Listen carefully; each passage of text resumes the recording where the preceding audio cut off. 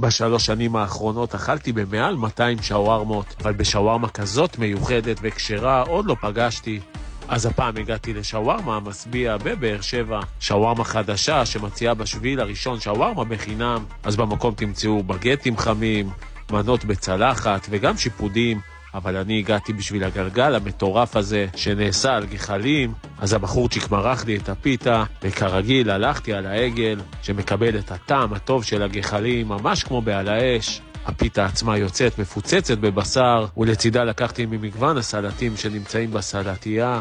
הצ'יפס במקום חופשי, ומנה בפיתה תעלה 50 שקלים, בבגט או בלאפה 55 שקלים. מרוב שהיה לי טעים הייתי חייב לטעום גם בלי הפיתה. ותקשיבו, מדובר פה בשווארמה פגז. האמת, לקחתי פה מלא סלטים, אבל לא משתמש בהם, לא נעים לי מהבשר, הוא כזה טעים, חבל להרוס אותו. אני מרגיש שמן, אבל אני הולך לקחת עוד